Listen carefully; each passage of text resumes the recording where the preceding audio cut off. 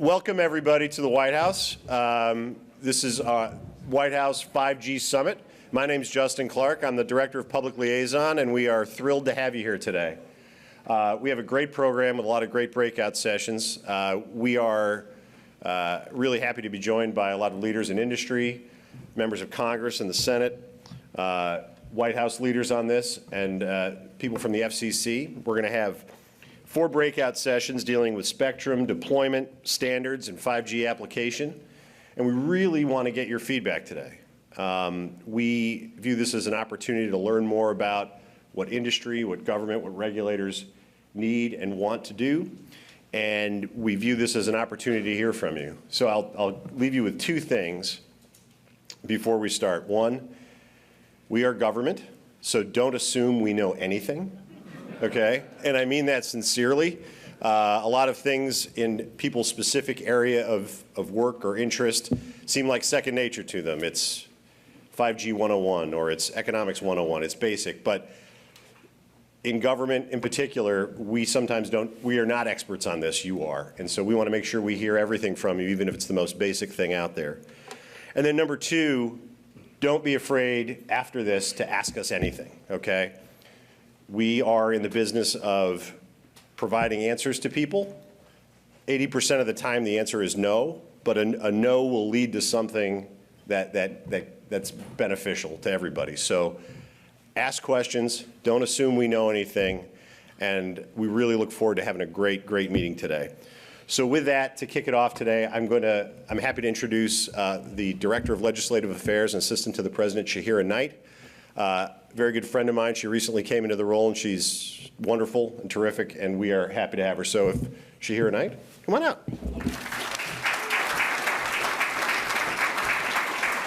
Thank you so much, and I do agree, I don't know anything. So I am going to be introducing Chairman Greg Walden and Chairman John Thune. We are very pleased to have them here today, 2 of our best both policy and legislative leaders on communications and technology issues. But we are first going to hear from Greg Walden, who is our very distinguished chairman of the House Energy and Commerce Committee.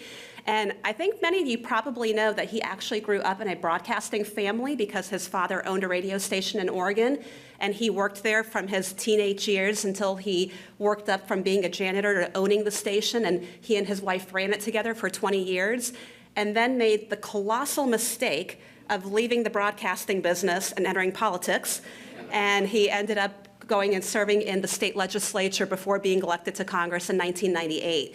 But he has been a real leader on technology issues. He's been a huge advocate for rural America. He's been a leader on everything from expanding access to wireless broadband to promoting innovation in technology, and very importantly, protecting the internet from government control.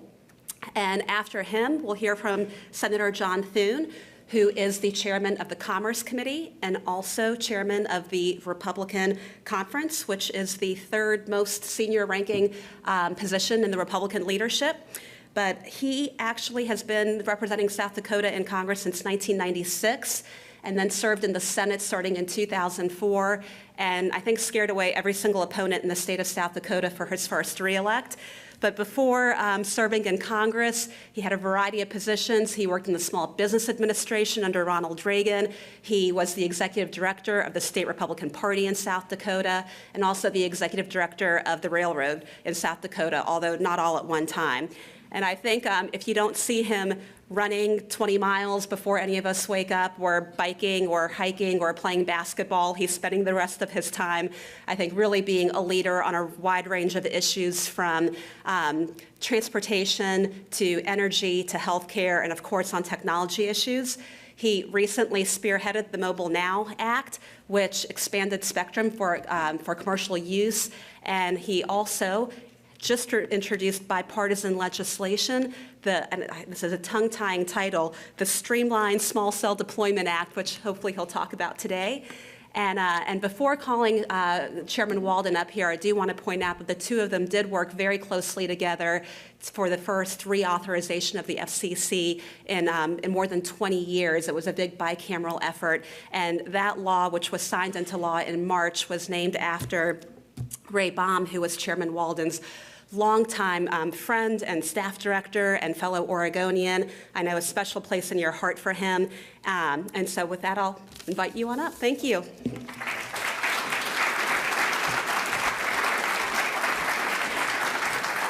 Well, thank you very much, Shira. Really appreciate the great work all of you are doing here in the administration and the work that we get to do with you in partnership. I am an old radio guy. In fact, I was just thinking back to those nights over a great glass of Pinot with Marconi when we would talk about the future of broadcast. But I am excited to be here today to talk about 5G, and I'm glad my colleagues are here, and I appreciate their indulgence in letting me go first. I have to manage our opioids package on the floor at about 10:20, so I will be leaving here rapidly, but it's the culmination of a couple years of work and bipartisan effort that will save lives. And so that's a pretty big thing today on the House floor. The future of wireless communications. I really applaud the President's leadership in convening this summit today, which unites the White House, federal agencies, Congress, and the private sector in our shared goal to ensure the United States leads the world in communications technology, and I would say continues to lead the world. Let there be no mistake. The race to 5G is a sprint. It is not a marathon. Even as we speak, competitors in Asia and Europe are running full speed ahead to be a global leader. To stay ahead, we need to think strategically about three issues that shape the ground we're running on: infrastructure deployment, spectrum availability, and supply chain risks. That's why I've led the Energy and Commerce Committee in all three of these areas, working to pave the way forward for 5G. Earlier this year, we passed and President Trump signed into law Ray Baum's Act. As you heard, named for my dear friend Ray Baum. We both served in the legislature together, and he chaired the Public Utility Commission in Oregon and was co-chair of the Joint Board. It's the first reauthorization in the FCC in more than 2 decades, and it included critical provisions to support broadband deployment by updating and streamlining applications for broadband facilities on federal property and establishing a shot clock by which agencies must grant or deny those applications. What a concept. You know, we lost Ray to cancer earlier this year, but I know he'd be very proud of all that we've accomplished with his namesake legislation. And what it really comes down to is pushing aside the obstacles that make broadband deployment difficult and clearing the way for investment and innovation. Industry is not asking the government for money to build 5G networks. They're asking us to cut the red tape that surrounds infrastructure deployment. The red tape slows and sometimes stops the building of densified network facilities necessary for 5G. Ray Baum's Act is about putting consumers first and America first, and facilitating the development and deployment of 5G networks in the United States. Now, under Chairman Pai's leadership, and kudos to him and the Commission for the great leadership they're doing, the FCC has made enormous strides on infrastructure streamlining as well. And it's essential we reconcile taxes, fees, and permitting policies to maximize the benefits of private investment. This will help our consumers.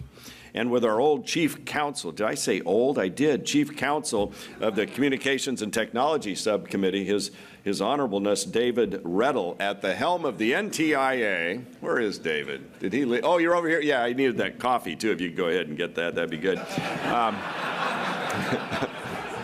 There it is. Gail's got it. Yeah, he's doing a great job over at NTIA, and I look forward to subpoenaing him several times before the committee before we're done there. You know, with the FCC and Rural Utility Service Coordinating, we're going to make great strides in America. We're really on fire to get this done.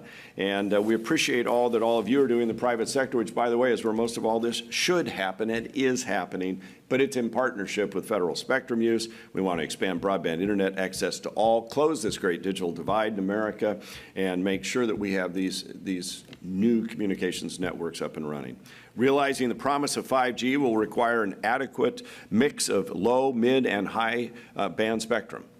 The United States led the world in making low-band spectrum available, and we're currently leading the way on high-band spectrum with an auction scheduled for November. We're glad to fix your little auction problem there, too, so you can get the money in the right account and not go to jail. Hate it when you go to jail. However, the crucial ingredient for 5G is mid-band spectrum that combines capacity and coverage. Mid-band is the most challenging because it's congested with, oh yes, federal users. There's too much at stake, however, to allow federal users to sit inefficiently on spectrum when other countries are freeing up their mid-band resources, so this will be a priority. While some federal users may be reluctant to vacate mid-band spectrum, we must bear in mind the national security implications of winning the race on 5G. It's critical we continue to focus on mitigating risks to the global supply chain of communications equipment and services, too. There have been alarm bells at all levels of government about potential risks to the supply chain, but some of the proposed solutions can be just as alarming. There are some who think we can simply ban vendors from American markets, but the marketplace for hardware and software is global. Without a forward-looking strategy, it will be increasingly difficult for our domestic communications providers to obtain their equipment from trusted vendors. So I'm pleased to report the Energy and Commerce Committee is working toward a bipartisan long-term solution on supply chain risks. If America is going to win the global race to 5G, then we need to get our supply chain solutions right. As I mentioned earlier, my background's radio. My wife and I were small radio station owners. We had 5 stations for more than 20 years in the broadcast business in Oregon. And I'm pretty sure I'm the only member of Congress who's ever wired in a transmitter or a studio or a EAS unit or any of those sorts of things. But it's really been remarkable to witness the acceleration of change and advancement in technology just in the last decade. And just think about where we're going. 5G means wireless broadband levels 10 to 100 times faster than existing networks. For consumers, that means faster and more advanced smartphones, more connected Internet of Things devices like smart thermostats and home assistants, and eventually self-driving cars. Hint, hint to the Senate. If we can just get them to pass our bill, that'd be a great thing. Senator, thank you. We'll work together. No, we're going to get there on that.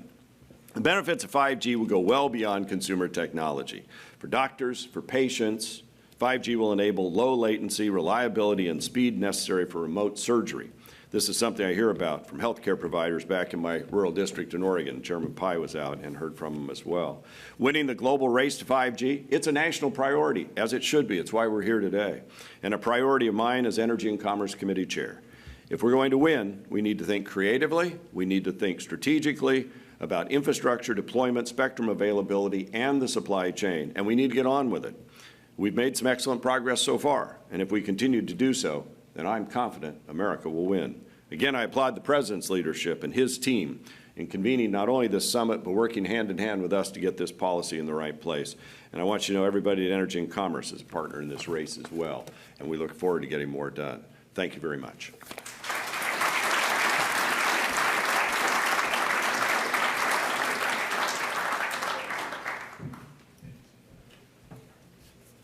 Well, good morning, and appreciate hearing from our colleague on the House side, Chairman Walden, in that beautiful radio baritone voice that he has.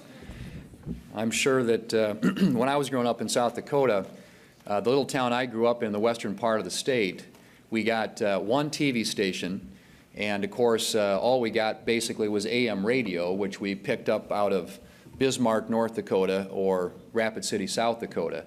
But our one TV station, of course, carried the NFL games on Sunday. And I'm a lifelong Green Bay Packer fan. Any other Packer fans here? Okay, a few. Good, thank you. But most of the people in my state are Viking fans, and so there you go. And so the game that was carried every week on Sunday was the Vikings game. And the only time I got to see the Green Bay Packers were the 2 times a year they played the Minnesota Vikings in the black and blue division, the Central Division. But it just reminds me of how far we've come. And just the ubiquitous access that we have to so many different opportunities in video and audio and broadband and high-speed services. And, you know, I look at my dad, who is will be 99 years old in December, and up until a couple of months ago was living in the little house I grew up in my hometown, and is now spending time with my sister down in Nebraska. But literally can go online. He's on. He follows on Twitter. He's on email. He's got all the access to all these things at his stage in life. And it's just really pretty remarkable in a short amount of time. But I think that'll pale in comparison to where we can go if we make the right decisions going forward. And I, too, want to thank Shahira and thank the President and the team here at the White House for their leadership on this and their willingness to convene this today.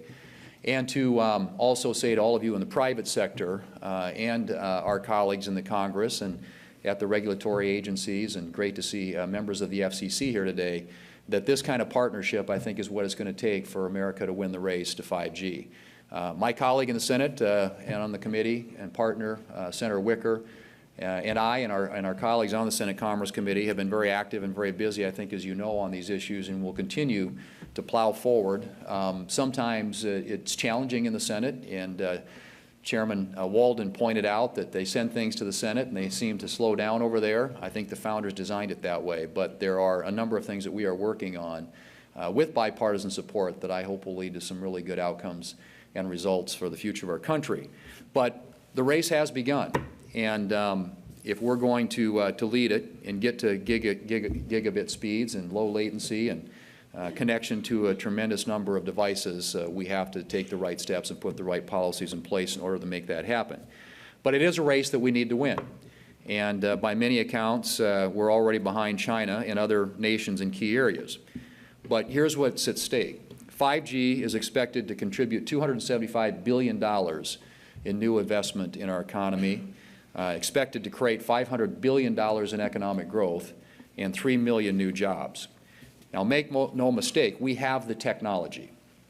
The technology is created by American industries, including those that are represented here today. And it's the best around, and it leads the world in next-generation mobile communications. But that technology is only part of the equation. We've also got to ensure that wireless providers have the infrastructure on which their systems depend, and they must be able to deploy those networks in a reasonable and timely manner. It was mentioned earlier, Shahira mentioned, but Senator Schatz and I have a bipartisan bill in the Senate called the Streamlined Small Cell Deployment Act, which does reflect the hard work of stakeholders from across the country, and it's designed to eliminate the needless barriers to deploying 5G and to bring the benefits of 5G to American consumers. The Streamlined Act will help America reap the benefits of 5G leadership. At the same time, it respects the important role that state and local governments play in deployment decisions. And I have to say to our colleagues at the FCC that I am very pleased that the FCC has just taken an important step to modernize its regulations consistent with the goals that are in the Streamline Act. The final piece of the puzzle that has been mentioned is spectrum. Spectrum is the lifeblood of wireless communications, and it presents a particular challenge for 5G. The bipartisan bicameral communications bill that my colleagues and I passed earlier this year and that the President signed into law is a good start. As part of that package, the Mobile Now Act, which I authored along with some of our colleagues in the Senate, requires that 255 megahertz of spectrum be identified for fixed and mobile wireless broadband use by 2022. But if America's wireless carriers do not have enough of the right kinds of spectrum available, Americans simply won't have the speed and the connections that we need. And you heard Chairman Walden allude to that earlier. But it's particularly important and relevant to those of us in rural America where the business case for deployment is very different than it is in America's big cities. And while we've made important progress in securing low and high band spectrum, the United States is falling behind when it comes to mid-band spectrum. And that's particularly troubling because mid-band spectrum is crucial to the initial deployment of 5G. Only 150 megahertz of mid-band spectrum has been specifically identified for likely 5G use, and that is on a shared basis under a fairly creative and novel licensing scheme. This puts us behind both China and South Korea in 5G spectrum and represents a serious threat to American leadership of next-generation technology. We must also be mindful of the critical role that unlicensed spectrum plays in the development of 5G and throughout the communications landscape. Wi-Fi operating on unlicensed spectrum is responsible for a tremendous and growing amount of the data that's transmitted in our homes and offices and will play an increasing role in the future. Identifying spectrum resources not just for the next few years, but for the next 10 years and beyond is essential if we're going to retain American leadership. And so I look forward to working with the administration, with my colleagues in the House and the Senate, as we continue our efforts to keep government out of the way so that America can continue its leadership in next-generation technology. And we thank you all for the important role that you're playing in that process and hope that this is a very productive meeting today and we'll look forward to talking about these issues for some time to come. Thank you.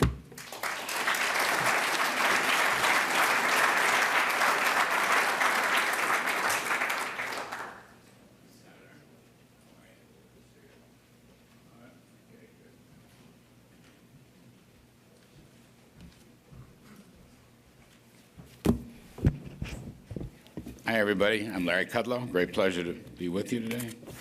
We were just in this room yesterday for Economic Summit. And in two times in the federal government, I'd never been in this room before. I have no idea where I am. Once when I was a Cub Scout for Reagan, and now this. And here I am back in this room. So it's a fabulous room, and I appreciate your coming very, very much. And I have a few points about our messaging on 5G. And let me just begin. These are my thoughts. I'm not an expert the way you are, but I have an overview of this. We need to make this work as expeditiously as we can, as quickly as we can, among other reasons, not just to win the science and technology battle, but also to grow the economy, to power the economy in ways that, frankly, we have no idea today will happen. None. And I love that. One of my heroes in economic history was the Austrian Joseph Schumpeter. Anybody heard of Joseph Schumpeter? There you go, a few. So I'm not completely whacked out. Schumpeter was an Austrian free market guy. He was a terrible finance minister of Austria after World War I, basically bankrupted the country, but he kind of figured out what became known as Schumpeterian gales of creative destruction. You ever heard that? Gales of creative destruction? It just means let it rip. The new replaces the old. Entrepreneurs, inventors, innovators, they're the ones that drive the economy, not governments. And they're the ones that come up with the visions. I think Schumpeter died, his great book was in the late 40s, early 50s. He died, I think, in the early mid-50s. I communed with him last night before this talk, just to make sure I was on the right track. And he said, absolutely, Larry, absolutely. Make this as much free enterprise as you possibly can. And I want to talk just briefly about this. Now, our economy is doing pretty well. I just put a plug in for it. I like to talk about our economic growth story and the success of lower tax rates and deregulation. I like to do that because no one else here wants to do it, in Washington for that matter. I haven't had a beer. I haven't had a drink in 23 years, so just get that out of the way right away.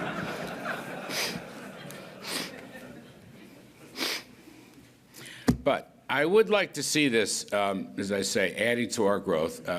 Our economic summit yesterday, Secretary Mnuchin was here, and we talked about how we are growing at 3% or better on GDP.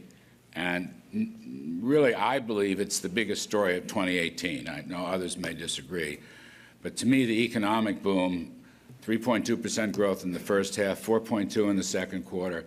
Atlanta Fed's got us close to 4 in the third quarter. We'd be thrilled with 3. All our critics said we couldn't get to 3. We couldn't beat 2. And we're beating it with significant job creation, wages. Blue-collar workers are being employed at the fastest pace since I was here as a Reagan Cub Scout in the mid-1980s.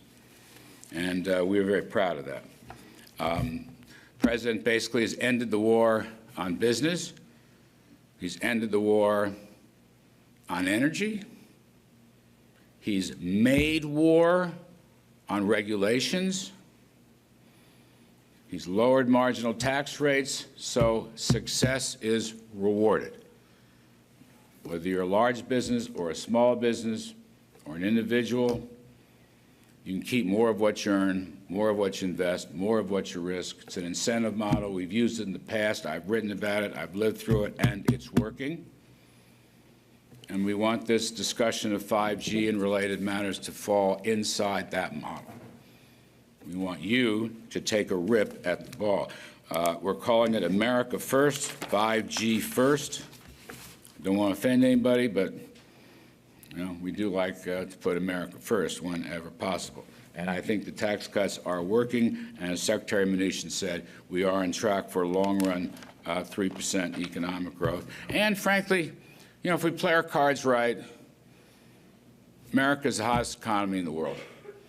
Money, capital is flowing here like crazy. Not just repatriated, corporate taxes and so forth, but foreign investments coming to America. We're crushing it. We're absolutely crushing it. And I want the 5G to be in that crushing it thing.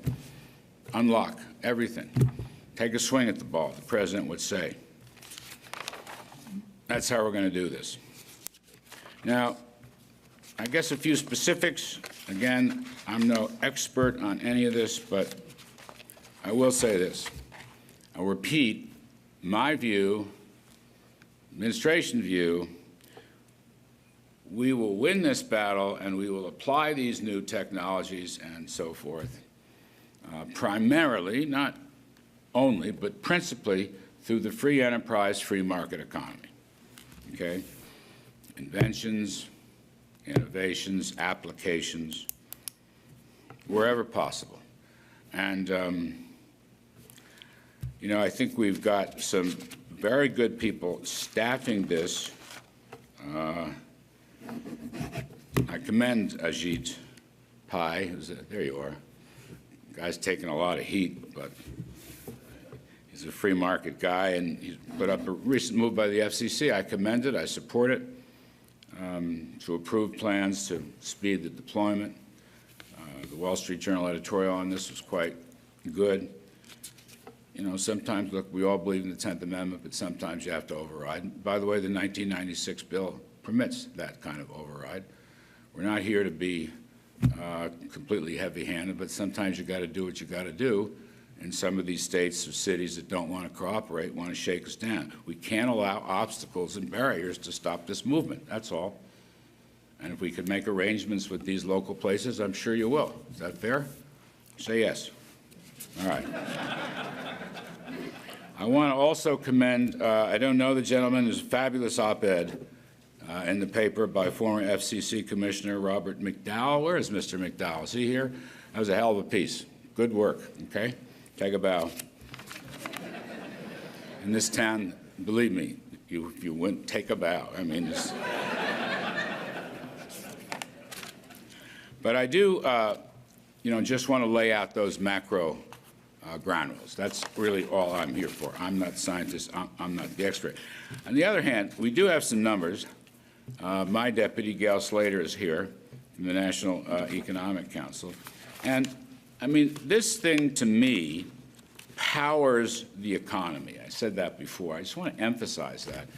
And I think has the capacity to make people healthier, as I understand it, a lot of medical applications. I just went through a few myself, these microsurgeries, fantastic. We get more of this if we get through this. So the trade group, CTIA, they're suggesting wireless industry is ready to invest $275 billion to deploy next-generation 5G networks, 3 million new jobs, $500 billion to our overall economy. If those numbers are anywhere near true, that's terrific. That's absolutely terrific. And all the players in the 5G market are ready to invest. Investment is just so important, right? Invest, invest. And we will let you keep more of what you make. We do not want to punish. We want to reward. I can't emphasize that enough. I've spent the better part of my life, my professional life, emphasizing this. You take the risk. God bless. You take the risk.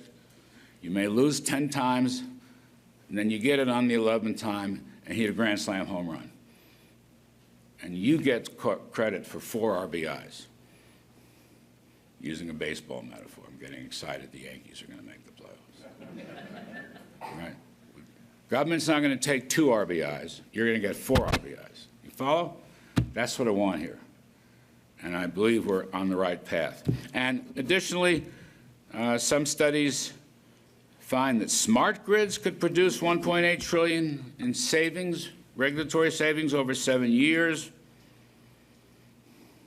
Rural areas, agriculture areas.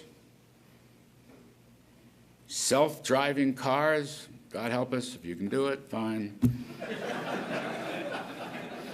Roger says we can do it. Okay, I'm okay with it. I won't do it, but if you all want to do it, fine. I'm too old. Connected devices for health applications, which I love, could produce annual economic benefits of nearly $450 billion and $350 billion respectively. Those are great numbers. They're numbers, they're estimates, I get that. All I'm here to do today is to suggest that the White House is officially behind this free enterprise, free market approach. That's what I'm here to say.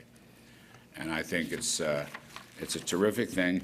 Yes, I hope we beat China, of course, but I'm not here to make war in China. There are trade negotiations going on. That's not my purpose today. My purpose is to suggest that in some of these ways, there's two paths. One path is the government regulatory path, which we do not favor. The other path is the private enterprise, free market, reward success, gales of creative destruction, Schumpeter path. All right, that's what we want. And I hope this conference is a great success, and I look forward to maybe meeting some of you. I have become accustomed to giving speeches in my new position on subjects about which I frankly know very little. And I have learned to love it because I have so many smart people on the staff that I actually learn this. I like this story. I like it a lot. And we need more cell towers and connections in Connecticut, my home state. It's ridiculous. Just if you do nothing else, get me so my iPhone will work, you know? That place. Anyway, I'm not here to talk politics, heaven forbid. I'm here to talk free enterprise and 5G. America first. Let's get on to it. Thank you very much for having me.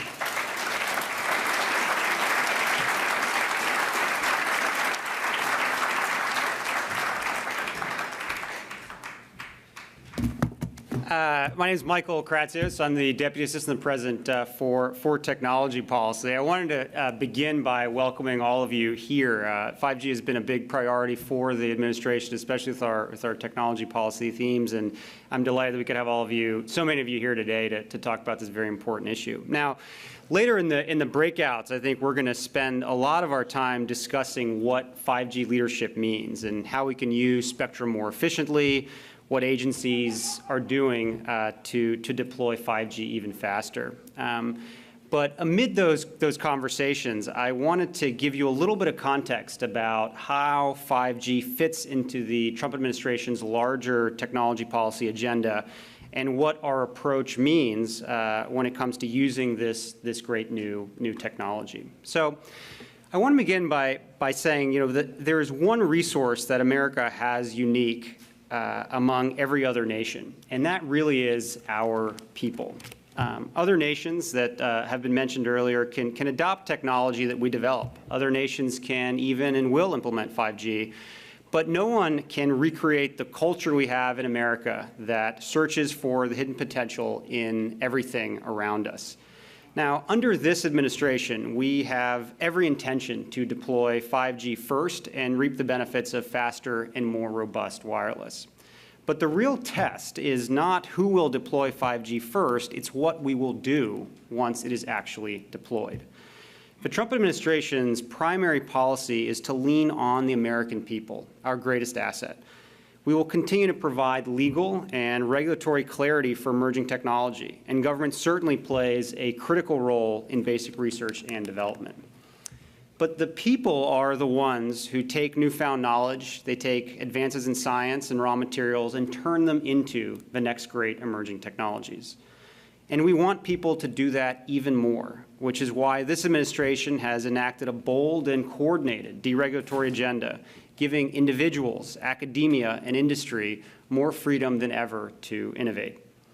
President Trump set out to cut 2 regulations for every 1 regulation enacted. Instead, we ended up cutting 22 for every 1, and that was just in the first year.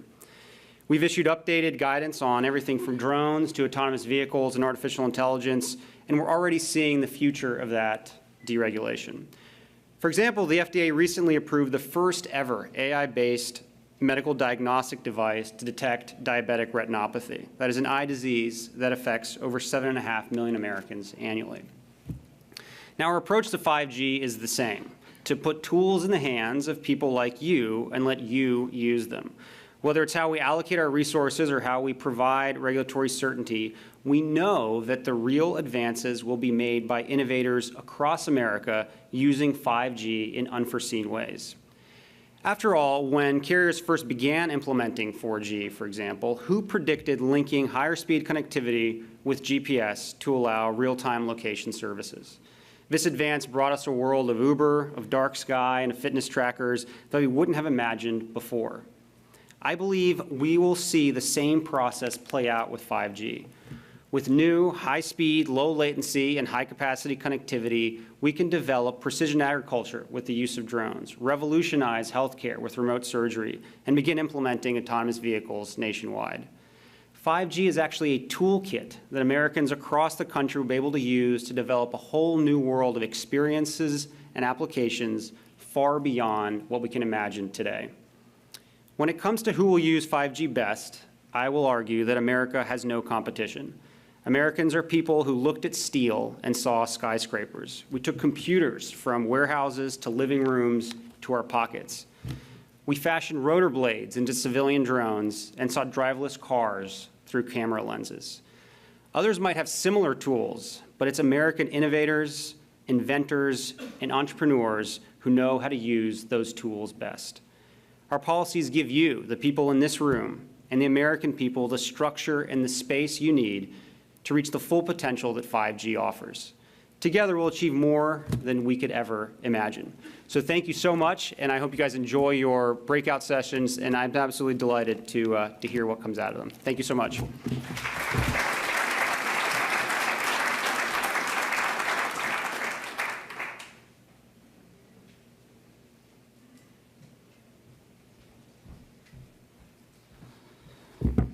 Hi, everyone. I'm David Ruddle. I'm the Assistant Secretary of Commerce for Communications and Information and the Administrator of NTIA.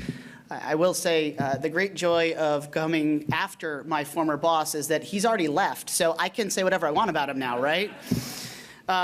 It's really exciting to be here. And today's event, the Trump administration, as you heard from everyone that's part of the administration before me, is stating its continued commitment to putting America first in the race to 5G.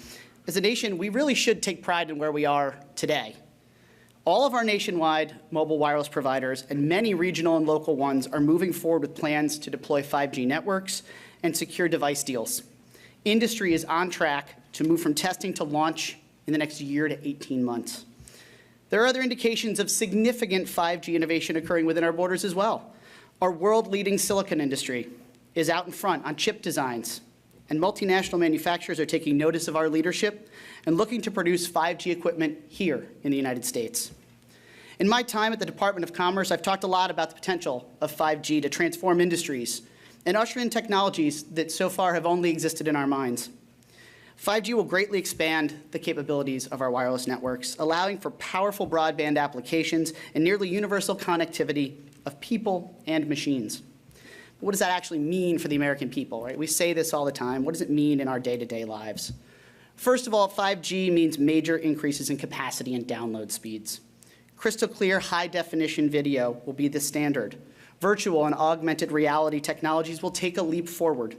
Speeds that dwarf what you can get now will become the norm and be available in the palm of your hand. It means that latency, delays in how long it takes for us to get data, will be all but eliminated. And with no lag, it's conceivable that, as Larry Kudlow said earlier, doctors will be able to use robotics and a 5G connection to perform surgery remotely. Drones and autonomous vehicles will become safer and more versatile, and aspects of our manufacturing processes will be revolutionized. It means an even more connected world for everyone around us, unlocking the potential of the Internet of Things. Smart homes will be able to optimize their power and water usage. Smart cities will use sensors and real-time monitoring to become safer, healthier, and more sustainable for our future. When 4G wireless networks were in development, we were excited about the prospect of higher speeds, but couldn't imagine the innovations that would develop. The growth of social media, ride-sharing, home assistant devices, energy management devices, doorbells that are wired into our internet. and instantly serve up devices that instantly serve up all the music we could ever want anywhere we are. With 5G, we're on the cusp of another era of American innovation and technological prowess that is part of our entrepreneurial spirit. Today, we're talking about the importance of being first in 5G, but there's also work to be done to make sure we stay there. We have consensus on the goal, and we're working in close collaboration with industry, government researchers, engineers, and policymakers across the government to set the right policies in place to meet our national 5G demand. The Trump administration is dedicated to ensuring America's continued leadership in wireless technology, and the rollout of secure, ubiquitous 5G has been a priority for our nation. At NTIA, we have a team of engineers and researchers working hard to ensure that there's sufficient spectrum available to support the advance of the 5G networks that we all want. 5G development offers great promise in our work to promote the deployment of broadband infrastructure and deployment as well. Early on, this administration looked to modernize federal reviews of telecommunications infrastructure projects with the goal of spurring investment, speeding construction, and decreasing cost. NTIA and our colleagues at the U.S. Department of Agriculture are leading an interagency group that seeks to coordinate the federal government's work and help to expand broadband access and connectivity around our country. We're making good progress. Our efforts are focused in 3 core areas: streamlining federal permitting, leveraging federal assets for broadband, and coordinating federal funding of broadband projects. This work will complement our ongoing programs to promote broadband deployment through best practices, public workshops, webinars, and management of the State Broadband Leaders Network, a group that is dedicated to bringing state professionals together to share their best practices and to promote broadband deployment, particularly in rural America. If we truly want to bring 5G and its benefits to all Americans, we must continue to support the build-out of wireless and other broadband infrastructure. And to that end, I applaud the recent steps taken by Chairman Pai, Commissioner Carr, and the other commissioners at the FCC to make changes to the way that we do infrastructure deployment in this country. I hope that we will see the results that you all have envisioned. There are too many places in this country, especially in rural America, that lack the basic infrastructure that will be needed to enable 5G service. We have the data that shows this, but we're currently relying a little too much on the FCC's Form 477 data, which only tells part of the story of broadband in America. If we want all Americans to have the kind of broadband access needed to compete in the modern world, we need to know the full story. That's why Congress asked NTIA to improve the data associated with the National Broadband Map. At the beginning of the summer, NTIA asked for comments from the public on ways to increase the quality of this data and the accuracy of the availability data. We received 53 sets of comments indicating a variety of sources and approaches we can use to support these efforts. We also met with the stakeholders. And during these conversations, we heard from associations about how to gain access to data sets and information about where they're currently deployed and where they're looking to go. And we heard from companies that create data sets and aggregate this kind of information.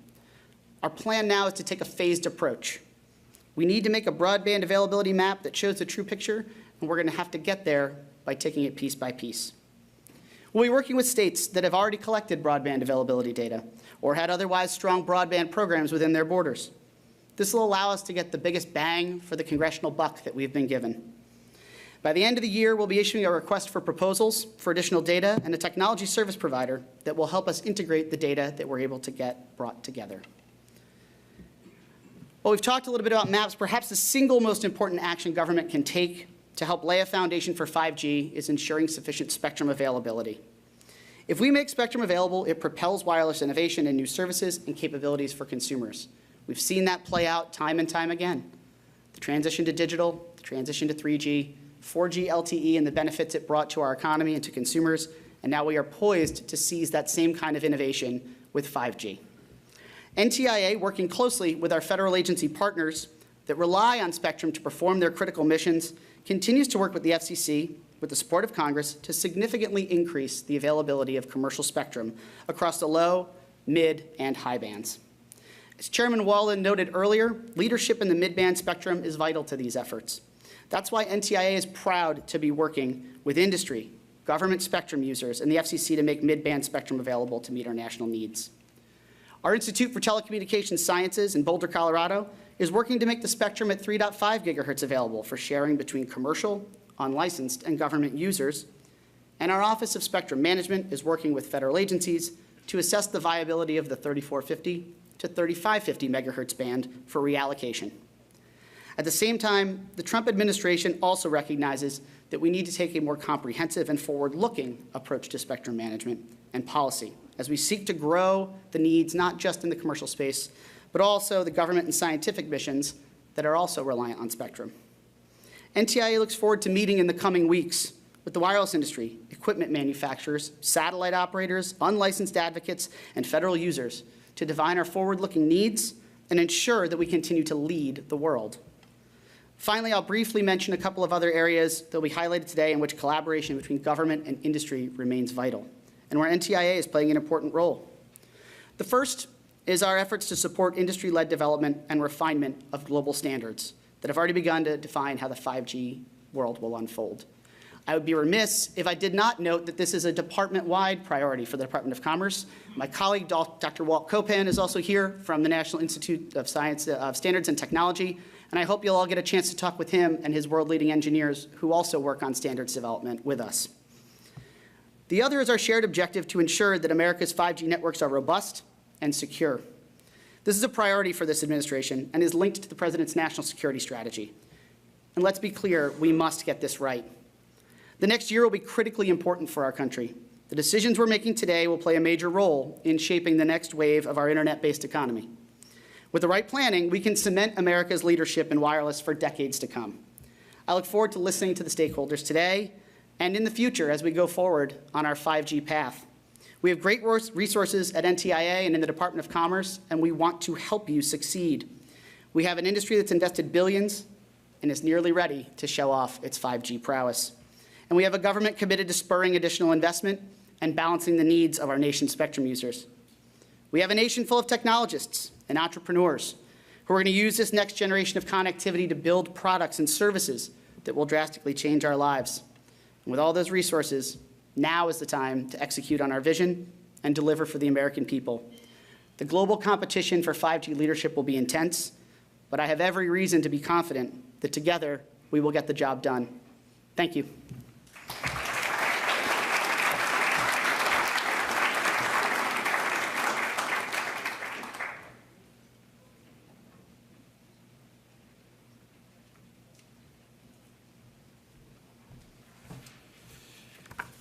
Good morning. It's great to be with you here at the White House. Thank you to National Economic Council Director Larry Kudlow and his terrific staff, including Gail Slater and Kelsey Geisman, for convening this event, to the others at the White House, the Office of Public Liaison, and others who have helped put it together. It is an honor to join so many esteemed colleagues from across the administration. Administrator Rettel, who's doing a terrific job at NTIA, our visionary Deputy CTO, Michael Kratsios at OSTP, and others. It was also a pleasure to be joined by some of our elected officials, Chairman Greg Walden, Chairman John Thune, and Chairman Roger Wicker. I would be remiss if I didn't note that Chairman Walden absconded before I could announce this morning the FCC's investigation into his broadcast activities prior to 1998. And Chairman Thune left before I could inquire into whether his 99-year-old father is the one trolling me on Twitter. Those inquiries will have to wait for another day. But with senior leaders participating from across government, this meeting sends a powerful message. U.S. leadership in 5G technology is a national imperative for economic growth and competitiveness. But why? Why does 5G matter? Because it could effectively remove speed and responsiveness and capacity as meaningful constraints on wireless innovation. Wireless networks will be 100 times faster, maybe more. The lag time between a device's request for data and the network's response will be less than 1/10 of what it is today. Wireless networks that today support 1,000 connected devices per square kilometer could instead support 1 million such devices. So these are major advancements. And these advancements will open the door, as Director Kudlow pointed out, to new services and applications that will grow our economy and improve our standard of living. Smart transportation networks that link connected cars, reducing traffic, preventing accidents, and limiting pollution.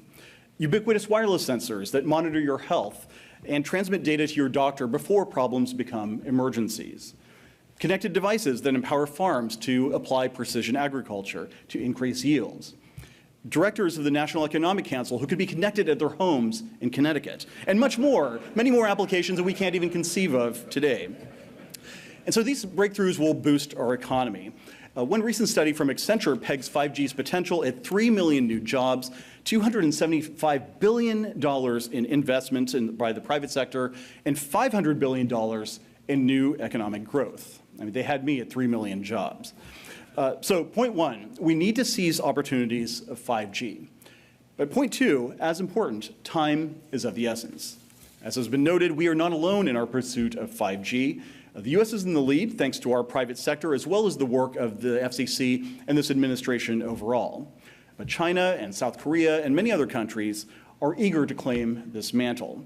And to appreciate why that is so, we need to understand the story of 4G. The United States was the first country to deploy 4G LTE networks at scale.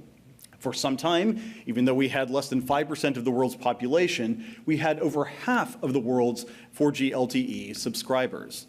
And this made America the testbed for 4G innovation. It is no accident that the app economy we all know and love today was born here and thrived here. The net result was an additional $100 billion in annual GDP and countless benefits for American consumers. And so, having seen our success in 4G, other countries are jockeying for 5G leadership.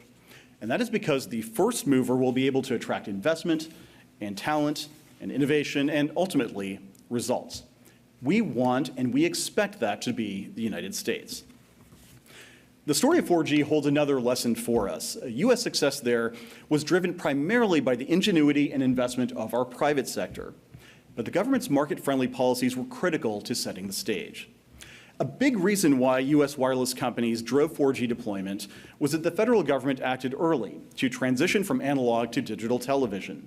That allowed the FCC to auction low-band spectrum in the 700 megahertz band, high-quality spectrum used to deploy LTE services. In addition, the FCC resisted a government-led process for setting technical standards for new 4G LTE networks.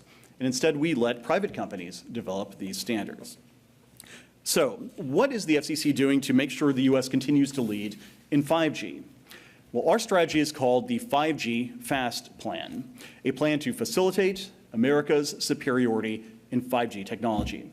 The plan includes three key solutions: freeing up spectrum, promoting wireless infrastructure, and modernizing our regulations. Let me briefly walk through some highlights in each area. First, of course, spectrum. The FCC has been extremely aggressive in making more airwaves available for the commercial marketplace. We've conducted the world's first incentive auction in which spectrum, once used by TV broadcasters, was sold to wireless companies in order to expand bandwidth and coverage for consumers. We have scheduled America's first 2 high-band 5G spectrum auctions to begin later this year. We are on track to auction off 3 more bands next year. We are exploring how to repurpose mid-band spectrum for new wireless applications, from rural broadband coverage to the next generation of Wi-Fi. And we are working hard with other federal agencies, including the NTIA, to free up spectrum currently held by the federal government, which for some time has held a majority of lower band airwaves. The auctions to come will not only deliver more wireless services to more consumers, it will also raise billions of dollars in non-tax revenue for our nation. And to put these efforts in perspective, we are aiming to free up at the FCC more spectrum than is currently held by every mobile broadband provider in the United States combined. Second big point, infrastructure. This is vital to 5G. All the spectrum in the world will not make a difference if we don't have the infrastructure to carry 5G traffic. And that's going to be a challenge because the 5G networks of the future will look very different from the 4G networks we know today. Today, of course, we see 200-foot cell towers intermittently dotting the landscape. But tomorrow, 5G's networks will rely more heavily on small cells, more inconspicuous equipment, perhaps no larger than a backpack, more densely deployed and operating at much lower power, because the closer an antenna is to a phone, the less power is required to connect the two. And so concludes my engineering lecture for the day. We'll need an estimated 800,000 new cell sites by 2025.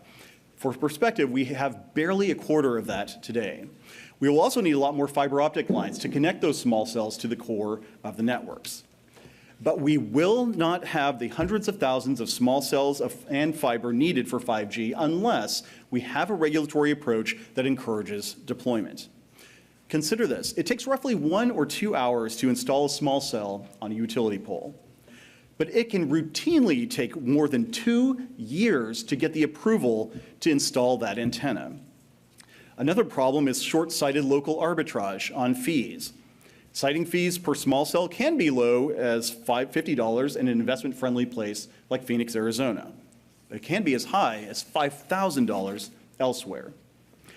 We cannot let today's red tape strangle the 5G future. That is why the FCC has reformed its wireless infrastructure rules and why we will keep doing so. Earlier this year, we reformed our historic preservation and environmental regulations so that small cells don't have to jump through the same regulatory hoops as a 200-foot cell tower. And just 2 days ago, the FCC approved an important order promoting 5G infrastructure. It sets a reasonable 60-day shot clock for cities to rule on small cell siting applications. And it sets reasonable limits on siting fees, limits that allow localities to cover their costs. And I should note that FCC Commissioner Brendan Carr has been a real leader on this particular issue. So that is spectrum and infrastructure. The third point is modernizing regulations. The FCC, as you might have heard, is revising and repealing outdated rules in order to promote the infrastructure that is necessary for the wired backbone of 5G networks. For instance, when I became chairman, FCC regulations made it too hard for carriers to transition from the fading copper networks of the past to the fiber networks of tomorrow. And so we've updated those rules to help companies focus on fiber deployment. We are also making it cheaper and easier to string fiber lines on utility poles with a brand new policy called One Touch Make Ready, which is critical for carrying 5G traffic to and from small cells and encouraging competitive entrants to enter the marketplace. Speaking of outdated regulations being replaced, we also overturned the Obama administration's decision to heavily regulate the internet like a slow-moving utility under rules developed in the 1930s. We've replaced it with a consistent, forward-thinking, market-based approach, one that protects the free and open internet and encourages infrastructure investment. So those are the steps that we are taking under the 5G plan: spectrum, infrastructure, and regulatory modernization. But that is just the FCC. For the U.S. to set the pace, we will all need to do our part. And today's gathering, I think, is evidence that leaders across the administration and throughout private industry are committed to tackling this challenge for the benefit of our consumers and our internet economy. I look forward to working with all of you to ensure that the United States leads the world in 5G, to grow our economy, and to deliver what I call digital opportunity to all Americans. Thank you very much for your attention, and now that concludes the morning segment. My understanding is that White House staff at the front of the room to your right will be able to direct you to your particular breakout session. Look forward to some interesting exchanges and to working with you in the time to come.